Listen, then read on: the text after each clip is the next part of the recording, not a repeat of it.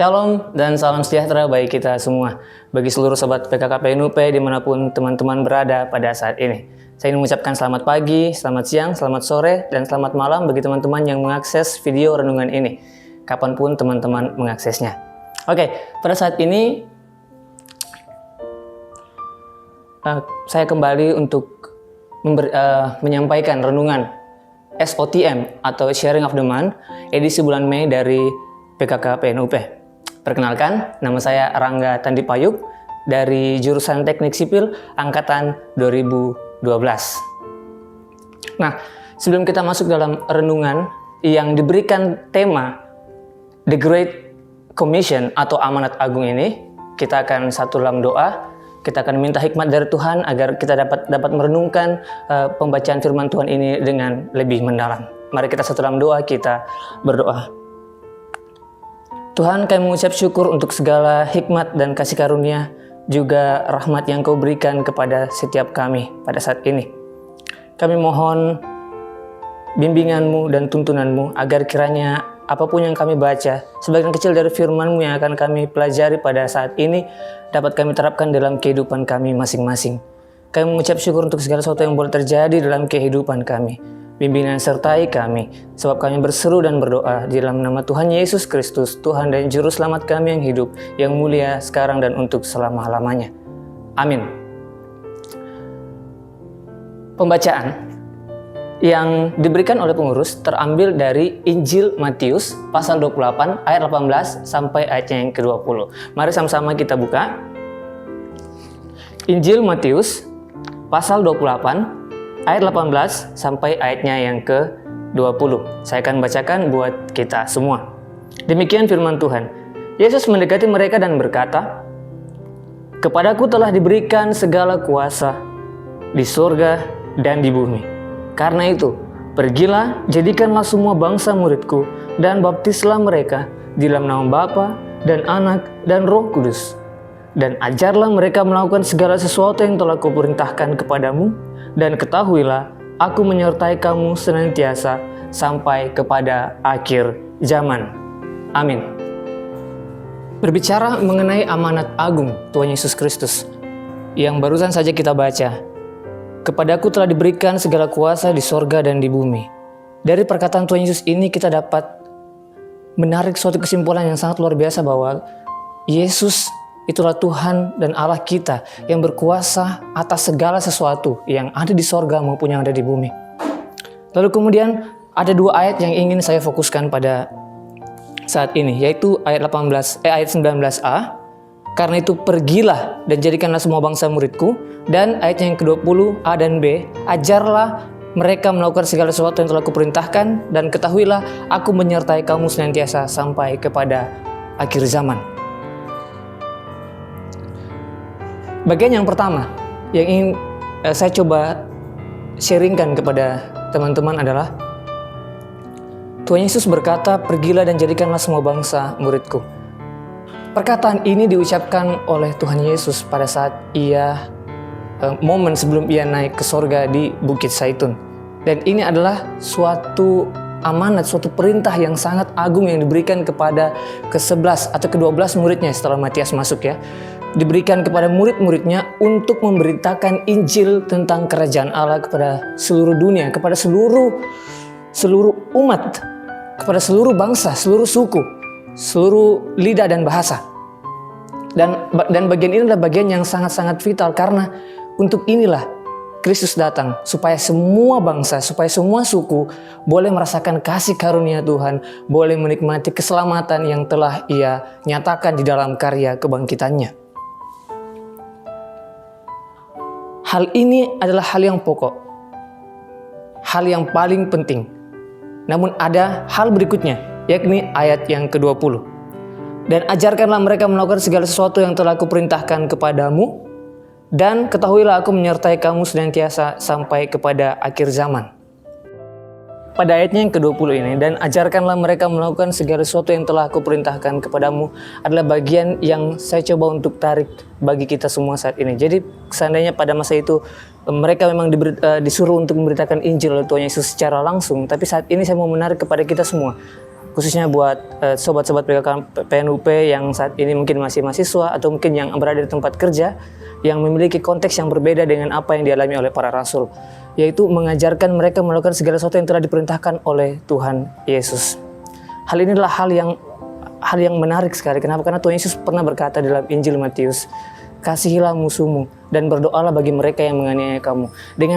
Dengan kita, saya dan teman-teman melakukan hal yang telah diperintahkan Tuhan Yesus. Sebenarnya kita sudah setara dengan memberitakan Injil itu, karena kita jadi tahu untuk siapa dan untuk apa kita melayani Tuhan. Kita mengikut Tuhan, kita mengikut Kristus dengan tujuan seperti itu. Dengan demikian orang-orang dapat melihat bahwa inilah sosok anak-anak Tuhan yang hidup di dalam Injil dan yang menghidupi Injil Kristus itu sendiri. Saya ambil contoh perkataan Tuhan Yesus dari Matius pasal 5 ayat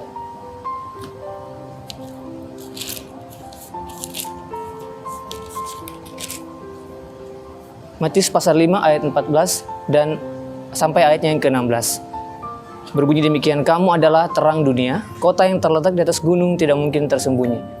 Lagi pula orang tidak menyalakan pelita lalu meletakkannya di bawah gantang, melainkan di atas kaki dian sehingga menerangi semua orang di dalam rumah itu. Ayat ke-16, perhatikan dengan baik. Demikianlah hendaknya terangmu bercahaya di depan orang, supaya mereka melihat perbuatanmu yang baik dan memuliakan Bapamu yang di sorga. Dengan kita melakukan hal yang telah diperintahkan Kristus kepada kita, Yesus berkata bahwa kita telah melakukan itu supaya orang dapat melihat terang kita, terang yang diberikan oleh Kristus, dan memuliakan Bapa yang di sorga. Hal itulah yang dapat kita tarik pada saat ini buat kita, buat saya dan teman-teman. Berbicara tentang terang yang tadi sudah kita pelajari bersama-sama, demikianlah yang saya ingin memberikan insight kepada teman-teman secara sederhana dengan istilah yang mudah dimengerti, yakni kesaksian. Kesaksian inilah yang menjadi keutuhan bagi kita semua untuk dapat menghidupi kebenaran Injil itu. Karena pada saat ini kita tahu di dalam Alkitab ada orang-orang yang memiliki karunia penginjilan.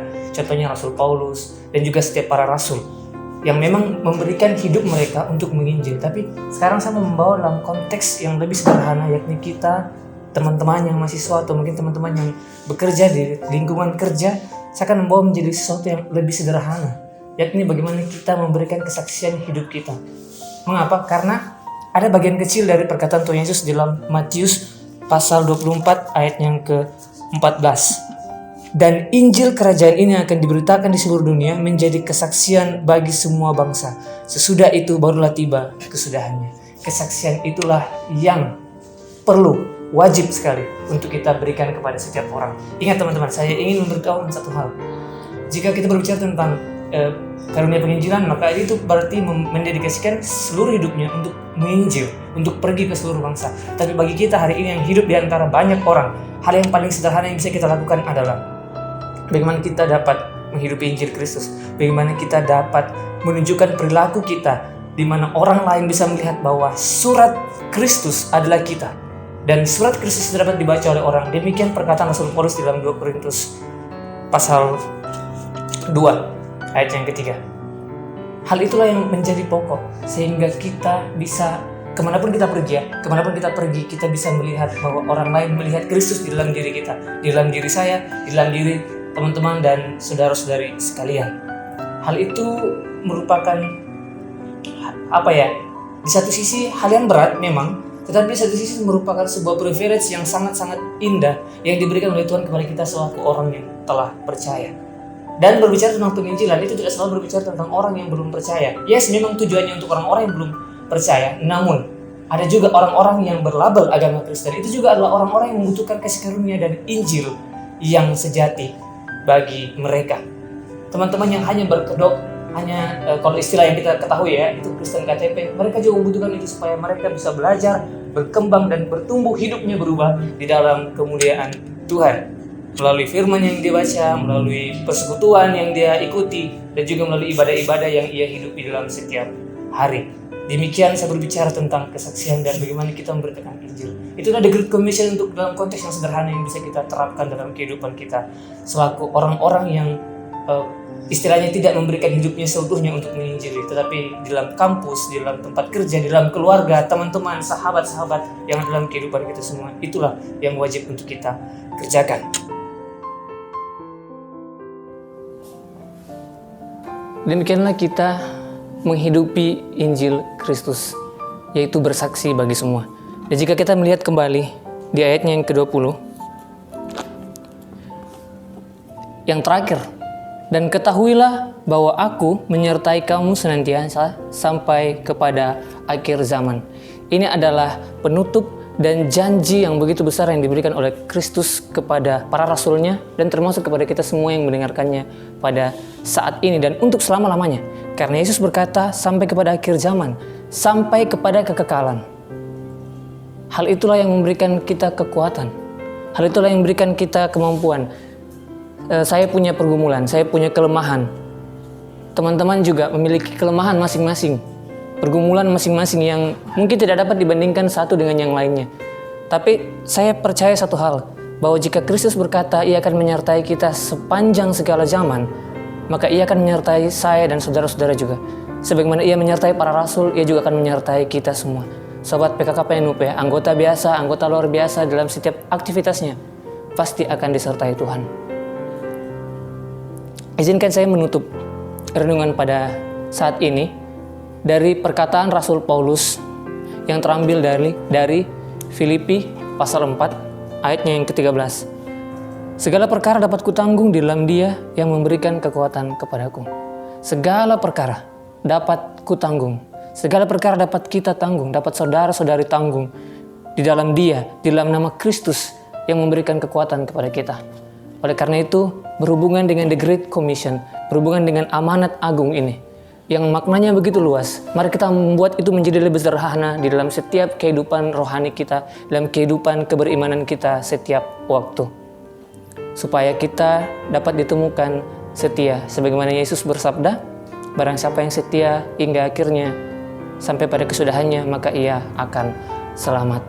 Beritakanlah Injil Kristus dengan cara-cara yang menarik. Beritakanlah Injil Kristus dari perkataan teman-teman dan juga dari aksi, dari perbuatan perilaku kita sehingga orang dapat melihat bahwa kita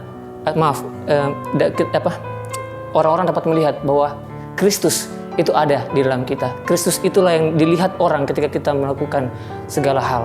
Perkataan kita, pikiran kita dan perbuatan kita tertuju kepada Kristus. Demikianlah renungan yang bisa saya sampaikan kepada saudara-saudari semua. Mari kita tutup dalam doa, kita berdoa. Sungguh kami mengucap syukur Tuhan untuk firman yang sudah kami baca dan kami renungkan pada saat ini. Kami mengetahui bahwa dalam setiap pergumulan kami dan kehidupan kami adalah orang-orang yang berdosa dan lemah. Tetapi kami percaya bahwa sebagaimana kami harus hidup sebagai anak-anak Tuhan. Kami harus memberitakan Injil-Mu agar Injil-Mu ini dapat diperhatikan dan dapat dilihat, juga dapat dihidupi oleh orang-orang lain, baik mereka yang Kristen maupun mereka yang belum percaya. Ajarkanlah kami di tempat kami masing-masing, kami yang mahasiswa di kampus kami yang bekerja di tempat kerja kami. Berikanlah kami kekuatan, berikanlah kami hikmat, agar kami dapat memberitakan Engkau di antara mereka, agar semua orang dapat mengaku bahwa Engkaulah Tuhan dan Juru Selamat yang berkuasa sekarang dan selama-lamanya. Amin. Shalom dan Tuhan Yesus memberkati kita semua kiranya.